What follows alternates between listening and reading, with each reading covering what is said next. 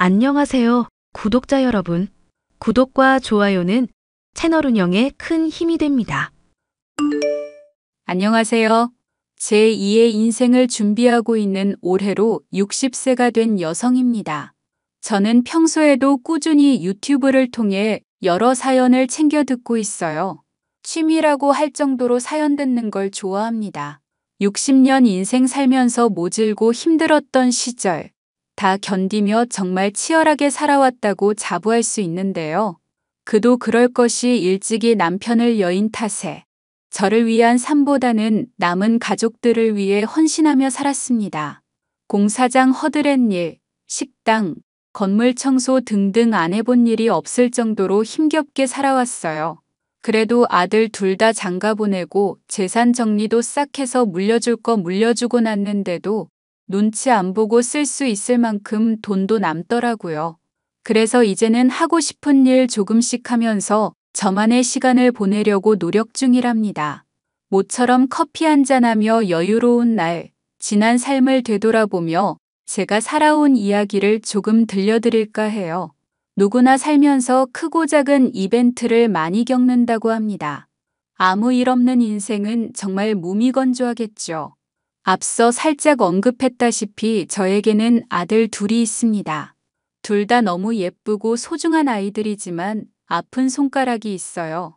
바로 제 큰아들입니다. 어릴 적부터 참 속 많이 썩이고 여러모로 고생 많이 했죠. 오늘 제 사연에 등장하는 주된 인물이 바로 큰아들과 큰며느리랍니다. 몇 년 전 큰아들과 의절할 뻔했지만 마음먹고 큰 깨달음을 얻게 해준 일에 대해 말씀드려 볼까 해요. 부모와 자식은 서로에게 거울 같은 존재라고 하는데 이제라도 정신 차리고 잘 산다고 하니 지켜보는 게 답이겠죠. 그럼 사연 시작하겠습니다. 이야기는 5년 전으로 거슬러 올라가요. 이보게들, 오늘 저녁 집에서 먹는 거 잊지 않았지? 엄마가 너희들 좋아하는 갈비찜 해놨어. 우와, 정말? 역시 엄마밖에 없어. 나 오늘 일찍 퇴근하니까 얼른 갈게요. 아, 맞다. 오늘 집에서 저녁 먹는 날이지? 근데 어쩌나. 나 거래처 사람들이랑 회식이 있는데. 오늘 급하게 잡은 거니? 한 달에 한 번 같이 밥 먹는 날인데 아쉽네. 일이 중요하지 뭐. 어쩔 수 없구나. 다음에 보자 큰아들. 미안해요, 엄마. 다음 주에 중요한 계약이 있어서 오늘 접대하는 자리라. 오늘 저녁은 호성이랑 둘이 먹어요. 그래, 뭐 어쩔 수 없지. 그래도 우리 큰아들 마음 다잡고 직장 다니는 거 보면 이 엄마가 다 뿌듯해. 항상 응원하고 있는 거 알지? 알죠? 고맙게 생각하고 있어요. 호성아, 들어가면서 빈손으로 들어가지 말고 엄마 좋아하시는 거 사들고 가라. 커피랑 디저트도 사들고 가고. 걱정하지 마, 형. 내가 알아서 잘할게. 형은 일 잘 보고 와. 같이 못 봐서 아쉽지만 뭐 어쩌겠니. 아쉬운 대로 우리 둘이 식사하자꾸나. 아참 호진아. 내일 호성이 편으로 반찬 보내줄 테니까 냉장고에 넣어두고 아끼지 말고 막 먹어. 엄마가 너 좋아하는 꼬막당 해놨어. 번거롭게. 호성아, 형 집 비밀번호 알지? 그거 치고 들어가서 냉장고에 넣어놔라. 내가 요즘 야근에 출장에 바빠서 집에 잘 없거든. 아무튼 오늘 미안해요, 엄마. 저는 서울에서 태어나고 자랐습니다. 부모님은 전남 화순이 고향이신데 서울로 올라와 작은 잡화 점을 운영하시며 살았어요. 지금은 많이 사라졌지만 시장에 한두 개쯤은 있던 정말 여러 가지를 모아놓고 파는 그런 가게요. 장사를 하셨음에도 불구하고 형편이 좋지 않았고 부모님을 포함한 저희 사남매는 간신히 끼니만 해결할 정도였습니다. 저도 꿈 많고 하고 싶은 것 많던 평범한 소녀였지만 가정 형편과 남은 동생들을 생각하면서 꿈을 잠시 접어둘 수밖에 없었답니다. 아버지가 돌아가시고 엄마마저 몸져 누우시자 더욱 극에 달했죠. 그런 와중에 공장에서 일하다 거래처 직원이었던 남편과 인연이 닿았고 23 꽃다운 나이에 결혼했습니다. 시댁도 형편이 좋은 건 아니었지만 그래도 남들 눈치 안 보고 살 수 있는 정도였고 좋은 사람인 것 같아 제가 의지를 많이 했어요. 그렇게 결혼하고 얼마 되지 않은 시점에 연년생으로 아들 둘 낳고 지내다 남편이 사고로 세상을 떠났습니다. 그 시절 남편 잡아먹는 년이라는 모진 소리를 견뎠고 큰애가 3살, 둘째가 2살이던 해 아이들을 데리고 집을 나왔어요. 친정집에 돌아갈까 수십 번도 고민했지만 못난 모습을 보여주기 싫었고 남편의 사망보험금으로 받은 1,000만 원으로 살 집을 마련해 겨우 몸을 럨 수 있었습니다. 어떻게든 살아가야 했기에 아이들을 보육시설에 맡기고 미친 듯이 일만 했어요.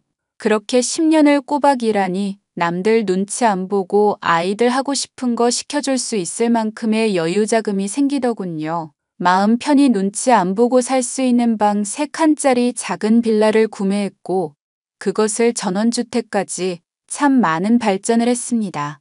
아무튼 그렇게 힘든 세월 보내고 지금에 이르렀는데 제가 바라는 게 있다면 아이들이 좋은 가정 꾸려 행복하게 사는 거였죠. 엄마, 아주 바빠요? 아니다. 오늘 일 봐주는 집에 갔다가 점심 지나면 바로 나올 거야. 무슨 일 있니? 다름 아니라 저 결혼하고 싶은 여자가 생겼어요. 어머, 우리 큰아들 연애하니? 만난 지는 좀 됐고요. 사실 같은 회사에서 일하는 직원인데 업무적으로 자주 마주치다 보니. 근데 정말 죄송해요. 뭐가 죄송하니? 우리 아들이 장가 간다는데 이 엄마는 더할 나위 없이 기쁘구먼. 그게 사실은 이 사람이 임신했거든요. 벌써 임신 2개월이고. 뭐? 아이 생긴 게 잘못은 아니지만 그 아가씨는 지금 어쩌고 있어? 몸은 괜찮다니? 엄만 제가 사고 쳤는데 아무렇지도 않아요? 당연히 놀라고 당황스럽지. 그런데 아이를 가진 게 욕먹을 일은 아니잖니? 내가 너희들한테 화내고 그러면 태어날 아이한테도 죄 짓는 거다. 둘이 사랑해서 생긴 아이인데 내가 뭐라 해. 엄마, 정말 죄송해요. 면목이 없어요. 그렇게 말하지 마. 그럼 아가씨 조만간 집으로 데려올래? 배 나오기 전에 결혼하든 애 낳고 결혼을 하든 이야기를 해야 할 것 같은데? 안 그래도 지난주 저 일한다고 했을 때 그때 인사드리고 왔어요. 최대한 빨리 결혼하라고 하셨는데 엄마한테 어떻게 이야기할지 고민하다가 이제야 말씀드려요. 아무렴 어떠니? 최대한 맞춰서 해줄 테니 일단 데리고 와. 좋아하는 음식 뭔지 물어보고 다른 건 못 해줘도 따뜻한 밥 한 끼는 챙겨줘야지. 알았어요, 엄마. 조만간 일정 조율해서 한번 찾아뵐게요. 그렇게 평범한 나날을 보내던 와중 큰아들이 갑작스레 임신 소식을 전했습니다. 하루라도 빨리 제대로 된 가정을 꾸리길 원했던 저는 뜻밖의 소식에 잠시 당황하긴 했지만 내심 기쁘더군요. 큰아들이 어려서부터 워낙 사고를 많이 쳤던 터라 조금 더 안정된 삶을 살았으면 하는 바람이 있었거든요. 며느리는 정말 단아하고 예쁘장하게 생겼더군요. 목소리도 나긋나긋하고 똑 부러지는 성격이 마음에 들었습니다. 사돈댁과 상견례도 하고 본격적인 결혼 준비를 시작했어요. 배 나오기 전에 결혼식을 올려야 한다며 정말 정신없이 이것저것 준비하기 시작했습니다. 두 사람 다 직장이 김포여서 그 근처에 신혼집을 구해주기로 했어요. 나름 제일 좋다는 곳으로 구해주었습니다. 아이까지 생겼으니 정신 차리고 생활하겠지. 넉넉하게 여유자금까지 챙겨주며 행복하게 살길 빌었죠. 그렇게 주변의 많은 축하를 받으며 큰아들이 결혼했고 집안이 화목해지는 듯 했습니다. 배가 점점 불러오자 며느리는 회사를 그만두었고 아들이 외벌이를 시작했어요. 혹여나 먹고 싶은 건 없는지 입덧이 심한 건 아닌지 어디가 불편한 건 없는지 살들이 살펴주었습니다. 딸 하나 더 생겼다고 생각하고 최선을 다해 챙겨주기로 했죠. 예, 새아가 몸은 좀 어떠니? 지난번에 검진 다녀오고 나서 걱정을 좀 하는 것 같던데. 아, 어머니, 안 그래도 연락드리려고 했어요. 제가 빈혈 수치가 좀 높아서 철분제랑 영양제 맞고 하니 괜찮아졌어요.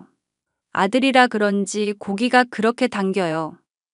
근데 먹는 것만큼 몸이 회복이 잘 안 돼서 그게 좀 걱정인 거죠.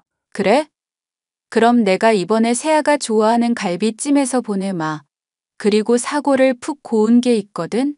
그것도 같이 보낼 테니 챙겨 먹어. 반찬도 몇 개 챙길 테니까. 알겠지? 어머니, 매번 이렇게 신세 만져서 어떻게 해요? 신혼집 해주신 것도 그렇고, 이번에 차 사주신 것도 그렇고, 제가 너무 받기만 하는걸요? 그런 말 말아라. 이게 다 잘 살자고 하는 거야. 여유가 있으니 그만큼 해주는 거고. 내가 어려서 고생한 게 있어서 그런지 자식들만큼은 편하게 살게 해주고 싶구나. 그나저나 더 먹고 싶은 건 없어? 매번 보내주시는 것도 남아요.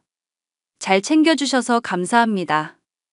그런데 어머니, 저랑 조만간 데이트 안 하실래요? 데이트? 몸도 무거운 애가 괜찮겠니? 돌아다니면 안 되는 거 아니야? 아기용품도 사야 하고요.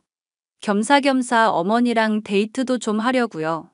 아기용품이 한두 푼이 아니라 어머니 찬스 좀 쓸까 했죠. 하하. 아휴, 뭐 그런 거 가지고 언제든 필요한 게 있으면 말만 해. 이 엄마가 다 해줄게. 괜히 너 몸 불편할 수 있으니까 돈 보내마. 에이, 어머니 안 그러셔도 되는데. 얼굴은 명절이나 같이 식사할 때만 보면 되는 거지 뭐. 굳이 몸도 무거운데 돌아다닐 필요 없다. 방금 계좌로 2천만 원 보냈다.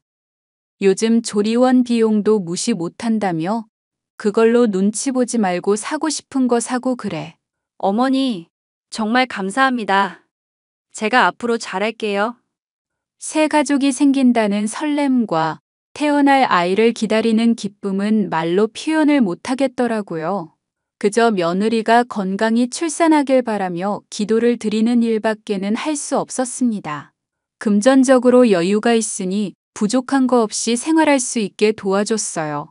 그렇게 몇 개월의 시간이 흘러 며느리가 건강한 아들을 출산했고 집안에 아기 울음소리가 울려 퍼졌습니다. 어휴, 우리 며느리 애 낳느라 고생했다. 감사해요, 어머니. 애 낳는 게 이렇게 힘든 건 줄 몰랐어요. 마취 풀리고 이제야 움직일 수 있네요. 아무렴. 애 낳는 게 보통 일이니? 정말 고생 많았다.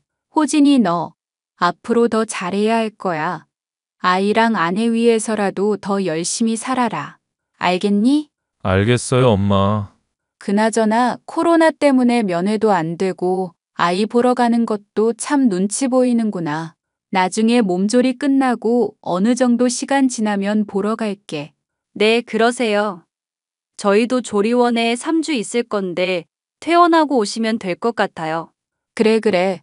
우리 어여쁜 손주 얼굴 보러 가야지. 세아가 먹고 싶은 거 마음껏 먹고 하고 싶은 거 다 하면서 살아라.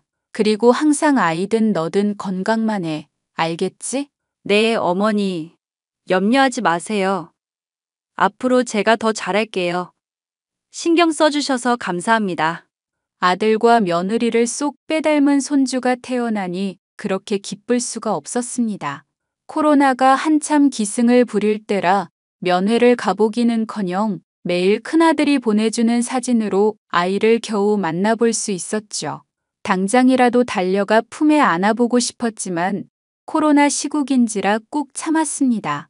그렇게 2달 정도의 시간이 흘렀고 갑자기 일복이 터졌는지 건물 청소 계약이 줄줄이 성사되면서 바쁜 나날을 보내게 되었습니다. 어느 정도 은퇴 준비를 하려 했는데 막바지에 여유자금을 벌게 해주려나 싶어 열심히 일에 매진했죠. 1푼 2푼 모아 손주 녀석 장난감이라도 더 사주려고 기쁘게 일했네요.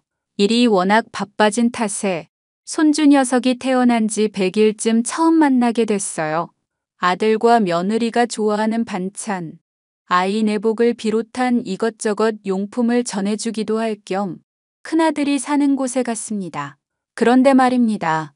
오랜만에 만난 며느리는 분위기가 조금 바뀐 듯 했습니다. 육아하느라 고생해서 힘들어서 그런가 푸석푸석해진 머리카락에 초췌한 모습이 참 마음 아프더군요. 그런데 딸이라고 생각했던 큰 며느리가 아이를 낳고 갑자기 태도가 변하기 시작했습니다.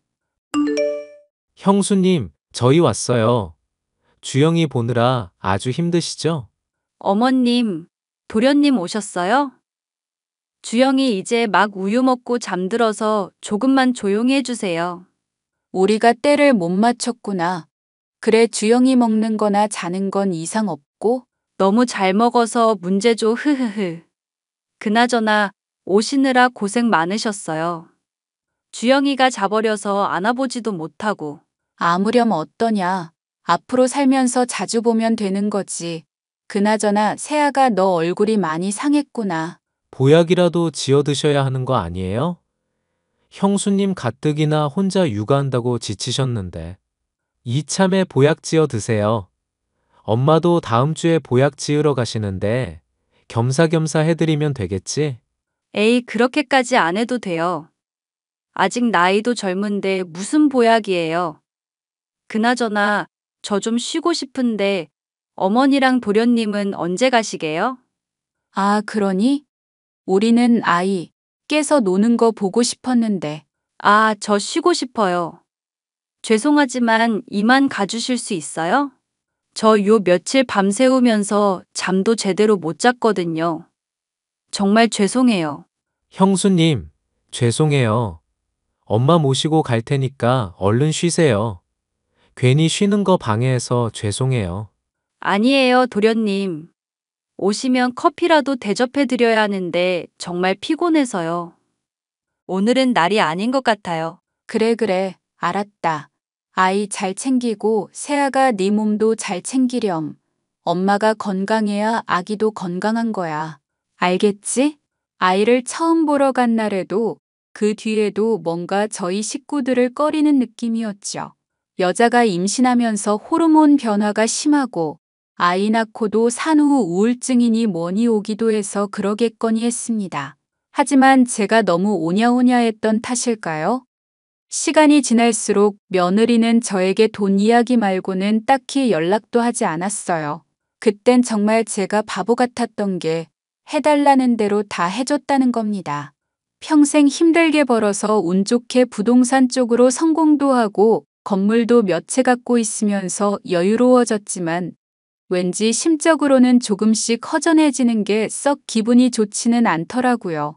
어느 날은 갑자기 큰아들이 잘 다니던 직장을 때려치우고 사업을 해보고 싶다며 난리였어요. 정해진 금액 받으면서 일하는 것보다 더 큰 금액을 벌고 싶다면서 말이죠. 태어난 지 100일 된 손주와 잘 살아보겠다고 발버둥 치는데 감히 거절도 못하겠고 말이죠. 엄마, 드릴 말씀 있어요. 저 사실 직장 그만뒀거든요. 아니, 멀쩡히 잘 다니던 직장을 왜 그만둬? 너 회사에서 무슨 일 있었니? 주영이도 태어난 마당에 바짝 벌어야지. 왜 갑자기 그만둔 거야? 사실 사업을 좀 해보고 싶어서요. 월급 받아봤자 박봉이고. 제가 할 수 있는 일이 뭐가 있을까 생각해봤는데 이 사람도 그렇고 카페를 해보면 어떨지 싶어요. 카페. 그거 아무나 하는 거 아니지 않니? 사업이라는 게 말이다. 늘 조심해야 하는 거야. 뭐든 위험성이 따르길 마련이고. 어머니, 저희 못 믿으세요? 주영이까지 태어난 마당에 저희도 어떻게든 잘 살아보려고 하는 거예요. 카페 사업을 하려고 하는 이유는 사람들이 밥은 잘 안 사 먹어도 커피는 사 마시잖아요. 그리고 제가 디저트를 좀 잘 만들어서요. 많이 생각해보고 결정한 거니? 사업하면 돈이 한두 푼 들어가는 것도 아니고 여유자금도 있어야 한다. 최악의 상황을 대비해야지. 엄마, 저 그렇게 못 믿어요? 사고만 치던 옛날에 그 윤호진 아니라고요. 널 못 믿는다는 게 아니라 요즘 코로나 때문에 시국인지라 자영업하는 사람들이 다 힘들다고 해서 하는 말이다. 지금 시기에 카페 차려봤자 중간 이윤이 얼마나 나올지도 모르는 일이고 너희들이 갓난아이 데리고 잘하려나 걱정되어서 그러지.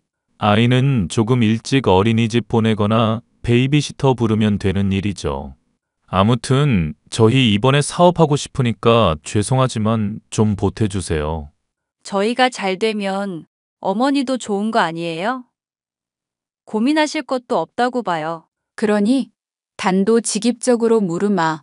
얼마 보태주면 되겠니? 더도 말고 딱 5억만 해주세요. 나머진 저희가 대출을 받던지 알아서 할게요. 그렇게 큰아들 내외는 카페 사업을 한다며 이리저리 발벗고 다니기 시작했습니다. 한 달 정도 지켜봤는데 자리도 못 얻고 갈팡질팡하는 모습이 안쓰러워서 제 명의로 된 건물 1층에 세를 주기로 했어요. 사실 자식들은 제가 건물 여러 채 가졌는지 잘 모릅니다.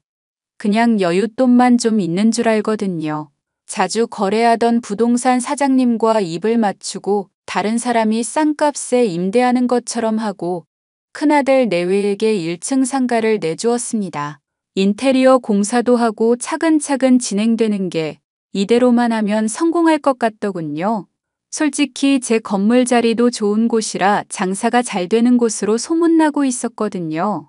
그렇게 큰아들 내외는 카페를 오픈했고 아이는 태어난 지 6개월 만에 어린이집에 다니게 되었습니다. 아, 그런데 말이죠.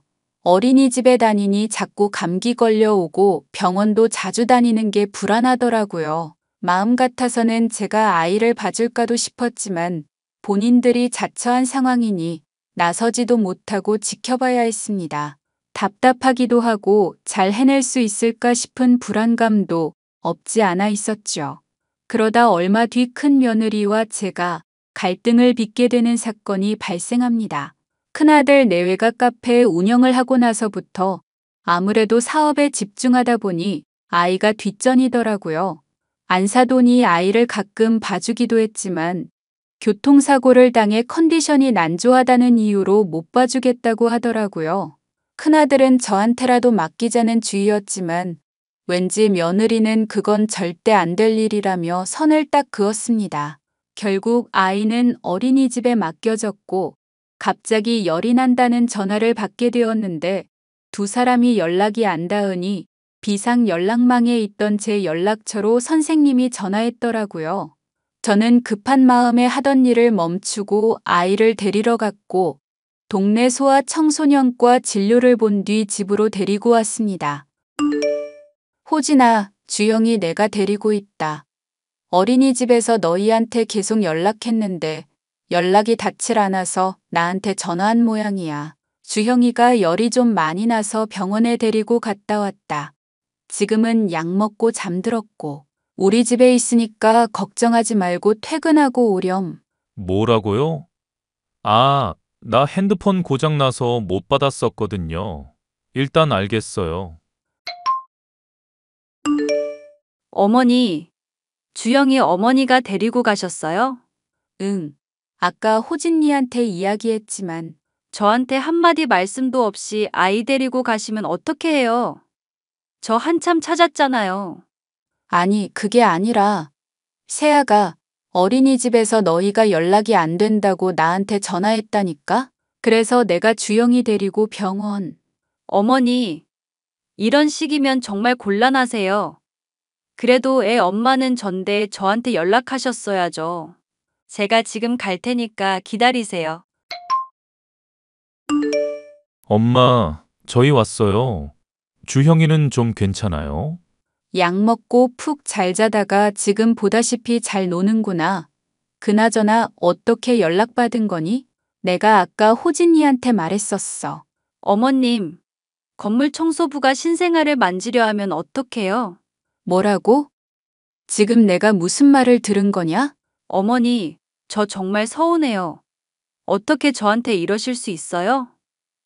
아이가 아프면 저한테 연락하셨어야죠. 집이랑 카페가 거리가 얼마나 된다고 전화를 안 받으면 직접 찾아오기라도 하시던가. 예, 말은 똑바로 하자. 정말 서운하네. 나도 일하다 말고 주영이 데리고 병원 갔다 왔어. 보다시피 옷도 제대로 못 갈아입고 이러고 있는데 너는 고맙다는 말이 먼저 아니니? 역겨워 죽겠네. 진짜. 지금 그 옷 청소하실 때 입던 옷이에요? 더러워서 못 봐주겠으니까 꺼지세요. 당신 미쳤어? 왜 이래? 엄마가 주형이 잘 보살펴주고 계셨는데 당신 왜 엄마한테 그런 식으로 말을 하는 거야? 나 솔직히 평소에 어머니 되게 마음에 안 들었어. 어머니, 결혼 전부터 말씀드리고 싶었는데 솔직히 가지고 계신 재산 좀 되시죠? 그걸로 저희 구워 삶으려고 눈치 주시는 거잖아요. 그건 또 무슨 소리냐? 내가 언제 너희들을 구워 삶으려 했다고 그러는 거야? 저희 신혼집 사주시면서 이 사람 한참 붙잡고 말씀하신 거 저 다 알아요. 물론 중간중간 용돈도 주시고 저 잘 챙겨주신 건 감사한데요. 그래도 이건 좀 아니죠. 나는 도대체 네가 무슨 말을 하는지 모르겠다. 알아듣게 이야기 좀 할래? 당신 왜 그래? 정말? 엄마가 당신한테 무슨 짓을 했다고 그래? 아니, 대놓고 우리한테 뭐라고 못하니까 아이 핑계로 이러쿵저러쿵 구워 삶으려고 하시는 거 아냐. 답답하구나. 내가 지금 못할 짓이라도 했다는 거니? 내가 너희들 지원해주고 이거 해라 저거 해라 요구한 적 있어? 그저 너희들 행복하게만 잘 살면 그만이라고 했는데 왜 그런 생각을 하는지 모르겠지만 어이가 없구나. 내가 정그러면 나 안 보고 살면 그만이야. 걱정 안 끼치게 너희들끼리 잘 살라고. 아들 앞이라고 지금 불쌍한 척 하세요? 제가 하는 말 못 알아듣는 척 하지 마세요. 솔직히 저는 저 상황이 이해가 가질 않았습니다. 손주 녀석이 아프다는데 연락받고 가만히 있을 사람이 어딨어요? 당연히 병원 진료 보고 아이 데리고 일터로 갈 순 없으니 집으로 와 쉬게 해준 건데 이게 잘못입니까? 며느리는 말도 안 되는 억지를 부리며 저에게 실컷 떠들기 시작했습니다. 큰아들이 중재해서 겨우 말렸지만 며느리는 제게 고맙단 말 한마디 없이 아이를 데리고 가버리더군요. 나중에 큰아들을 통해서 듣기로는 산후 우울증 증세도 있고 카페 사업까지 병행하니 여러모로 힘들었다는군요. 되려 제가 이해를 못하는 상황이었고 저는 오랜 시간 생각을 하게 됐어요. 이런 대우를 받으려고 지금까지 살아온 게 아니니까요. 하지만 큰아들의 말에도 불구하고 날이 갈수록 며느리의 태도는 점점 과해지기 시작했습니다. 카페도 어느 정도 자리 잡고 본인들이 원하는 수준으로 마진도 챙기며 잘 살고 있었는데 저에게 유독 시비를 걸어오더군요. 혹여나 나이 먹고 제가 자신들 바짓가랑이라도 붙잡을 줄 알았는지 저를 완전 개무시하기 시작했습니다. 명절엔 봉투에 100만 원 담아주면서 온갖 생색이란 생색은 다 내고요. 하지만 큰아들도 중재하는 것도 한두 번이지 결국 자기 자식, 와이프 감싸느라 바빴어요. 이번에 카페 매출 좀 올랐다지? 처음에 우려하던 것과는 달리 잘해주는 것 같아서 마음이 놓이네. 그러게 뭐라고 했어요? 나 믿으라고 했죠? 어머니, 혹시 몰라서 말씀드리는데 저희 사업 잘 된 거 어머니 덕분이라는 소리 듣고 싶으신 거면 하지 마세요. 돈만 대주신 거지 결국 이뤄낸 건 저희잖아요. 그리고 저희 앞으로 많이 바빠질 거니까 기본적인 도리만 하고 살게요. 그건 또 무슨 소리냐? 내가 언제 너희들한테 뭘 바란다던? 안 그런 척 하지 마세요. 어머니도 결국 돈 가지고 자식들 쥐락펴락 하실 거면서 지금도 계속 이런 거 물어보시는 이유가 대충 금전적인 거 파악해서 받아내시려는 거 아니에요? 예. 너는 저번부터 왜 이렇게 날이 서 있니? 내가 너희들한테 돈 받을 생각이면 진작부터 받았지. 아, 그러세요? 그럼 카페 좀 찾아오지 마세요. 이왕 오실 거면 좀 꾸미고 오시던가요. 매일 일 끝나고 그 복장으로 오시면 카페 이미지도 흐려지고. 저희가 뭐가 돼요? 내 차림이 뭐가 어때서 그러냐? 남들이랑 똑같구먼. 내가 더러운 옷 입고 다니는 것도 아니고 너는 내가 건물 청소하는 일이 그렇게 보기 싫으니? 내가 너한테 뭐 구정물이라도 묻혀? 말을 왜 그렇게 하는 거냐? 아, 두 사람 왜 큰 소리야? 또 별것도 아닌 거로 왜 그래? 아니, 이참에 말 좀 해보거라. 너희들한테 뭘 그렇게 잘못했니? 내가 이것저것 따지는 사람이었으면 너희 애초에 결혼부터 안 시켰어. 신혼집이고 카페고 뭐고 아무것도 안 해줬다고. 근데 다른 거 안 바라고 너희들 행복하게 사는 거 그거 하나만 바랬다. 요즘 사정은 어떤지 좀 나아진 건지 물어보는 게 그게 그렇게 못할 짓이니? 솔직히 종종 일 끝나고 우리 집에 오셔서 주영이 보고 가시잖아요. 보모 이모님이 그러시는데 일 끝나고 안 씻고 오시죠? 그 손으로 우리 주영이 만지고. 그러니 애가 골골대죠. 뭐? 너 지금 주영이 아픈 게 다 내 탓이라는 거니? 그럼 어머니 탓이 아니고 누구 탓인데요? 우리 집안에서 더러운 사람이 어머니밖에 더 있어요? 더 이상 꼴도 보기 싫으니까 당장 나가세요. 돈으로 생색 내실 거면 진작에 내셨어야지. 카페 이미지 떨어지니까 당장 나가세요. 미친, 그 말 후회하게 해줄게. 뭐 어쩔 건데? 어쩔 건데요? 너희 카페 차린 이 건물 내 거다. 주변에 비해서 유독 세가 싸다고 생각 안 들었니? 이제 막 시작하려는 너희한테서 돈 받기 애매해서 그냥 줄까도 생각하다가 법이 안 된다고 해서 정말 최소한의 금액으로 세 받은 거다. 그리고 너희들한테 받은 그 월세 다 모아두고 있었고 마침 너희 확장한다고 이야기하는 것 같아서 그 모아둔 돈 보태주려고 왔더니 기껏 하는 소리가 뭐? 나가라고? 엄마, 이 건물이 엄마 거라고. 참나. 거짓말하지 마세요. 자존심도 어디서 그런 자존심을. 증거 있어요? 어차피 내 말은 안 믿을 거니 이 앞에 행복 부동산 사장님 찾아가서 물어봐라. 그 사람한테 내 이름만 대도 알 거다. 너희가 날 이렇게 원하지 않으니 다시는 찾아오지 않으마. 대신 너희들도 더 이상 나한테 바라지도 말고 찾아오지도 마. 너희들끼리 알아서 살라 이 말이다. 엄마. 당신은 가만히 있어. 어머니, 저거 괜히 붙잡아 달라고 허세 부리시는 거야. 저는 기가 막힌 상황에 그 자리를 박차고 나와버렸습니다. 그리고 다음날 월세를 기존보다 300만 원 더 올려받을 거라며 통보했고 대신 내주던 공과금 알아서 내라고 손 놔버렸어요. 아무것도 믿지 않던 큰아들 내외는 제 말대로 부동산을 찾아가 저에 대해 한참을 물어봤다 합니다. 그렇게 제가 건물 부자인 걸 알게 되었고 그때야 땅을 치며 후회하는지 매일 절 찾아오더라고요. 몇 번이고 찾아와서는 잘못했다고 비는데 정말 꼴 보기 싫더라고요. 나중에는 아이까지 데리고 와서 제 마음을 어떻게든 돌리려고 애쓰는데 꼴이 참 가관이더군요. 저는 그날 이후로 큰아들 내외와 연락을 하지 않고 지내고 있습니다. 본인들이 알아서 먹고 살 능력 되고 어차피 돈 지원해 준 건 없는 셈치고 그렇게 살려고요. 솔직히 가진 재산 나중에 처분할 생각하면 누구에게 얼마큼 물려줘야 할지 고민이 좀 되지만 적당히 분배해서 나눠줘야겠죠. 그리고 일부 금액은 어려운 사람들을 위해 복지시설에 기부도 할 생각입니다. 물론 큰아들 내외에게 마음 같아서는 단 한 푼도 물려주기 싫지만 그래도 자식인데 어쩌겠어요. 다만 정말 제대로 정신을 차리고 반성하는 모습을 보이면 그때 물려줄 겁니다. 그 두 사람이 반성하지 않으면 나중에 손주 녀석한테 물려주면 될 일이니까요. 제가 처음부터 너무 오냐오냐했던 탓이었고 그저 잘 살겠거니 안일하게 생각했던 그 태도가 문제였던 것 같아요.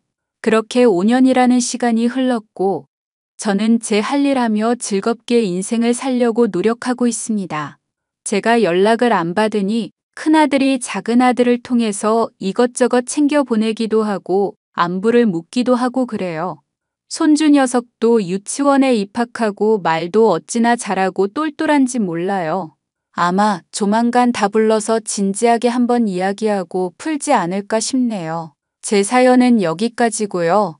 지금까지 구구절절 긴 사연 들어주셔서 감사합니다. 끝이 사이다가 아니라서 죄송하지만 제 나름대로 자식 교육했다고 생각해요. 5년 동안 아무 지원 없이 본인들 노력으로 모든 걸 다 해결하며 살았으니 얼마나 중요한지도 알았겠죠. 그럼 전 이만 물러가겠습니다.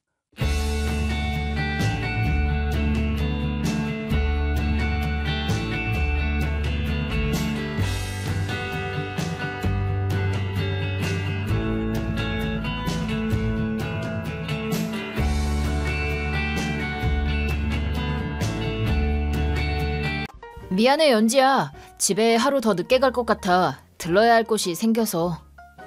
왜? 출장 연장된 거야? 진짜 너네 회사 너무한 거 아니야? 진짜 미안해. 임신 중인데 곁에 있어주지 못해서. 모레는 꼭 돌아갈게. 몸은 좀 어때? 입덧이나 붓기 같은 거. 완전 멀쩡해. 5달째 되니까 입덧도 안 하고 오히려 너무 많이 먹는 걸 걱정해야 할 지경이야. 의사도 이제 슬슬 운동 시작해도 된다고 해서 가끔 산책도 하고 있어. 그렇구나. 장모님 댁은 좀 어때? 다 건강하시고? 별일 없으시고? 당연하지. 곧 태어날 손주 만날 생각에 평소보다 훨씬 건강하셔. 아직 5달밖에 안 됐는데 벌써부터 아기 옷 사고 그런다니까. 미치겠어. 진짜 감사하다. 나중에 연락 한번 드려야겠네.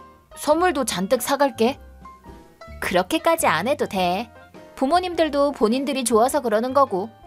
나 친정 놀러 왔다고 기분 좋으시니까 그냥 과자 같은 거나 대충 사와. 알겠어. 몸 조심해, 연지야. 감기 걸리지 말고. 그래. 알겠어. 빨리 와, 민재야. 알겠어. 근데 연지야, 너 지금 어디야? 밖이야? 에? 왜? 나 지금 친정이라니까? 그래? 이상하네. 나도 지금 장모님 댁이거든. 뭐? 잠깐만, 그게 무슨 소리야? 말 그대로야. 나 지금 장모님 댁에 있다고.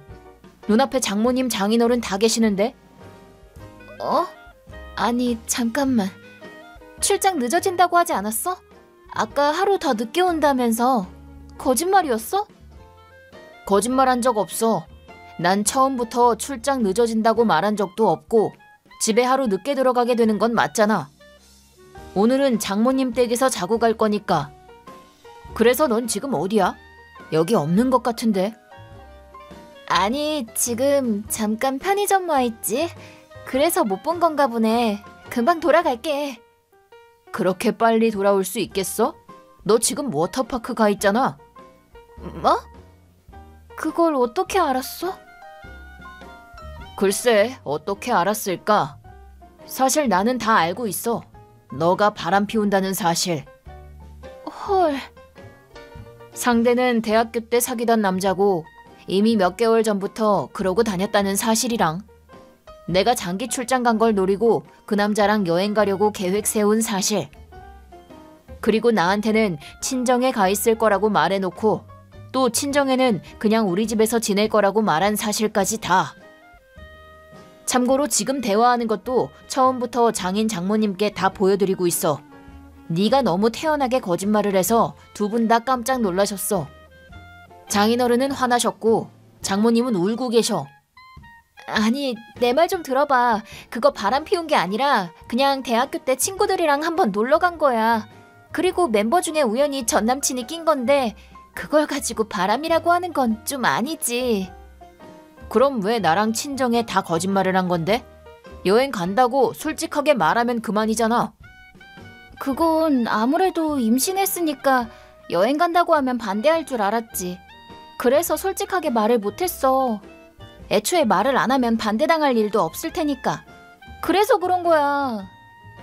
뭐 근데 그것도 다 거짓말인 거 알고 있는데. 뭐? 네가 지금 그 남자랑 둘이서만 있는 거 다 알고 있다고. 네가 바람 피운다는 걸 알게 된 후로 흥신소에 부탁해서 쭉 너를 감시해왔으니까 말이야. 돈은 좀 깨졌지만 나름 수확은 있었어. 덕분에 선물을 아주 잔뜩 받았지. 그게 무슨 말이야? 선물이라니? 뭐긴 뭐야. 외도 증거 사진들이지. 영상이랑 카톡 내역까지 다 있어. 싹 다 프린트해서 지금 장인 장모님께도 보여드리는 중이야. 다 모으면 사진첩 5건은 나오겠다, 야. 그러지 마. 왜 그렇게까지 하는 거야? 꼭 부모님한테까지 보여줘야만 했어? 나도 자기 딸이 외간 남자랑 놀아나는 모습을 죄 없는 부모님들께 보여주기는 싫지, 당연히. 그래도 확인은 똑바로 해야 할 거 아니야. 확인이라니? 뱃속의 아기가 누구 아기인지 확인해야지. 헐. 아기가 생긴 시기를 다시 계산해보니까 나보다 그 남자랑 만난 날이 더 많던데. 내 계산대로면 아마도 그 남자 애가 아닐까 싶은데 네 생각은 어때? 그야 당연히 네 애지. 그럼 누구이겠어? 어떻게 그걸 의심할 수가 있어? 네가 의심될 만한 행동을 하니까 그렇지. 그래서 결론을 말하자면 나는 너랑 이혼할 거고 위자료도 너랑 그 남자한테까지 청구할 거야. 뭐? 이혼? 위자료? 그리고 애는 일단 친자 검사에서 내 애가 아닐 경우에는 양육비도 못 줘. 뭐 애 아빠는 따로 있을 테니까 키우는 데에 문제는 없겠지만. 안 돼. 얘랑은 결혼 못 해. 얘는 그니까 지금 일 쉬고 있단 말이야. 백수라는 소리네. 전 직장에서 횡령했다가 잘렸댔나? 그건 또 어떻게 알았어? 말했잖아. 이미 다 조사했다고. 그 남자가 백수 되고 나서 우리가 합가하기 전에 혼자 살던 아파트에 몰래 숨어 살고 있는 거랑 네가 우리 생활비를 가져다가 먹여 살려온 거, 그리고 지금 여행 간 돈도 우리 생활비라는 거 다 알고 있다니까. 우린 이제 이혼이야. 잠깐만. 내가 미안해. 잠깐 미쳤었나 봐. 처음에는 힘들어해서 도와주려고 그런 거지 바람 피울 생각으로 그런 건 아니야. 제발 용서해줘. 얘랑은 결혼도 못하고 혼자서 애도 못 키워. 그리고 이렇게 되면 친정으로도 못 돌아가잖아. 한 번만 더 기회를 줘. 뭐든 다 할게. 기회를 달라고? 웃기고 있네. 지금까지 몇 번이나 사실을 말할 기회를 줬는데 너는 계속 거짓말하고 핑계만 댔잖아. 이젠 다 지긋지긋해. 이혼하고 네가 어떻게 되든 내 알 바 아니야. 나는 남의 애 키워줄 생각도 없고 너가 외도하면서 쓴 돈이나 채워놔. 왜 그래. 진짜 딱 한 번만 부탁할게. 마음 고쳐먹고 너만 볼게. 정말이야. 아기는 어쩌면 네 아기가 아닐지도 모르지만 그렇다고 아기한테 죄는 없잖아? 비겁하게 애 이용하지 마. 내 알 바 아니라고 말했잖아. 어차피 10중 8구 내 애도 아닐 텐데 나는 이혼 후에 니들이랑 엮일 생각 없어. 뭐든지 다 해주겠다며? 그럼 제발 내 눈앞에서 꺼져줘. 그러지 마. 난 그냥 외로워서 그런 거란 말이야. 전업주부가 되고 나서 예전에 놀던 친구들이랑도 점점 멀어지고 너도 출장이 많아져서 같이 있을 수 있는 시간도 짧고 매일 똑같은 집안일만 반복하는 게 지겹기도 하고 내가 얼마나 외로웠는데. 외로웠다고? 무슨 소리를 하는 거야? 결혼하자마자 갑자기 일 그만둔 건 너잖아. 나는 최소 애가 생길 때까지는 일하는 게 어떻겠냐고 말했는데 내 수입만으로도 살아가는 데에 문제 없다고 나랑 상의도 없이 일 그만두고 전업주부가 된 건 너잖아. 친구랑 멀어진 것도 네가 생활비가 부족해서 맞벌이 해야 하는 여자는 노답이라면서 재수없게 구니까 친구들이 떠난 거라고 들었는데. 무슨 말이야? 누가 그런 소리를 했는데? 너 예전 친구가 그러던데? 만날 때마다 네가 그딴 소리를 해서 재수없었다고. 결혼하더니 딴 사람이 되었다고 말이야. 그리고 내가 출장이 많아진 건 예전부터 알고 있었잖아. 물론 나도 미안하게 생각하고 있긴 해서 결혼 후에는 최대한 장기 출장은 빼는 쪽으로 하고 있어. 그리고 전업주부가 집안일을 하는 건 당연한 거잖아. 네가 원해서 직접 전업주부가 된 건데 그게 외로워서 바람을 피웠다는 이유가 되지는 않지. 진짜 너무한다. 왜 그렇게 쏘아붙이기만 하는 건데? 나도 정말 한계였단 말이야. 스트레스 발산 좀 하는 게 어때서? 너도 어차피 출장 나가서 업소 가서 여자랑 놀고 그랬을 거 아니야. 말 안 해도 다 알거든? 나만 잘못한 것처럼 말하는 건 좀 아니지. 네가 화낼 처지는 아니지. 그리고 괜히 트집 잡지 마. 내가 그런 업소를 갔다는 증거라도 있어? 없겠지. 왜냐하면 간 적이 없으니까. 일단 앞으로 모든 연락은 변호사 통해서 해. 나한테 직접 연락하지 말고. 집 비밀번호도 바꿀 거니까 호텔에서 자든 그 남자랑 자든 알아서 해. 아니 잠깐만. 부부간의 문제에 제3자를 끼는 건 좀 아니지 않아? 한번 만나서 제대로 얘기할 필요가 있지 않나 싶은데? 나는 네 얼굴 보면서 얘기하고 싶지 않아. 내가 하고 싶은 말은 변호사한테 다 전해놨어. 협상을 하고 싶으면 너도 변호사를 고용하든가 해. 내가 그런 돈이 어딨어. 변호사 못 구해. 그건 네가 알아서 할 일이지. 일단 내일 변호사 연락처 보내놓을게. 벌써 시간이 이렇게 됐네. 난 먼저 잔다. 안 돼, 잠깐만. 민재야, 부탁이야, 잠깐만. 민재야. 그 후. 후일담. 그 후 연지와 상간남에게 위자료를 받아내고 나는 연지와 대면하는 일 없이 이혼할 수 있었다. 아기가 태어난 후에 친자 검사도 했는데 당연히 내 애는 아니었다. 연지는 돈 문제로 상간남과 크게 다투고 헤어진 끝에 본가에 아기만 두고 가출했다고 한다. 아기는 연진의 오빠 부부가 키우게 되었다고 들었다.